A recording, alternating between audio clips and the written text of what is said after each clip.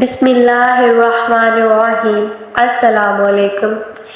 حضرت خبیب رضی اللہ عنہ کون تھے؟ وہ مشرکین کی قید میں کیوں تھے؟ ان کو لوہے کے پنجرے میں قید کیوں کیا گیا تھا؟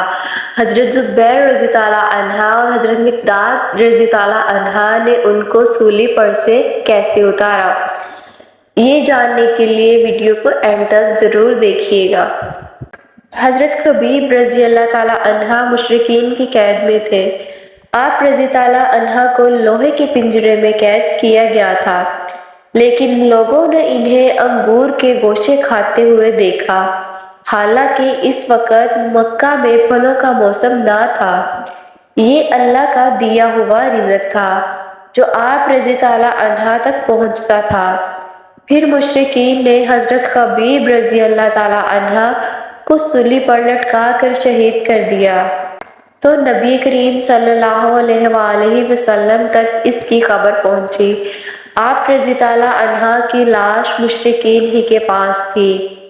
نبی کریم صلی اللہ علیہ وآلہ وسلم نے اصحاب سے فرمایا کہ کون ہے جو خبیب کی لاش کو سولی پر سے اتار کر لائے؟ چنانچہ حضرت زبیر رضی اللہ عنہ اور حضرت مقداد رضی اللہ عنہ نے اس کام کو کرنے کی حامی بھر لی اور روانہ ہو گئے۔ وہ رات کو چلتے اور دن کو چھپے رہتے تھے۔ یوں وہ اس سولی کے پاس پہنچ گئے جہاں 40 محافظ موجود تھے۔ وہ سب کے سب سو رہے تھے۔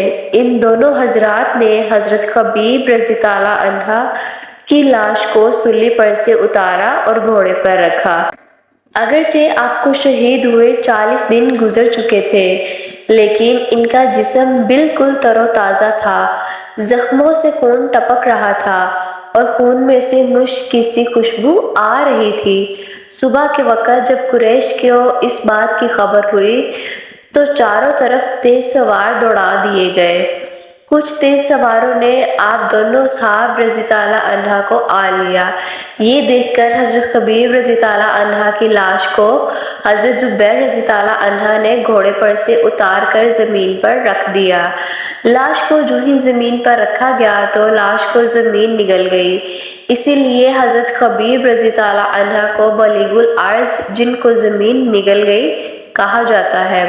اس کے بعد حضرت زبیر رضی اللہ عنہ نے کفار کی طرف منہ کر کے کہا کہ میں زبیر بن العوام ہوں اور حضرت صفیہ بنت عبد المطلب میری ماں ہے، اور یہ میرے رفیق مقداد بن الاسود رضی اللہ عنہ ہے۔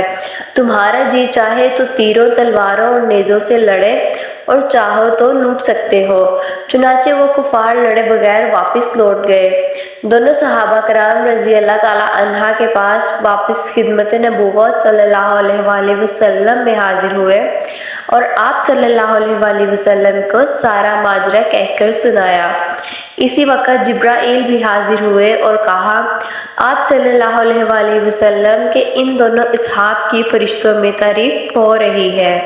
پیارے ناظرین، اگر آپ کو ویڈیو اچھی لگی ہو تو ویڈیو کو لائک کر دیں، چینل کو سبسکرائب کر دیں تاکہ ایسی اچھی اسلامی معلومات آپ تک پہنچتی رہے۔ اللہ رب العزت آپ پر میرا حامی و ناصر، دعا میں یاد رکھیے گا۔ اللہ حافظ۔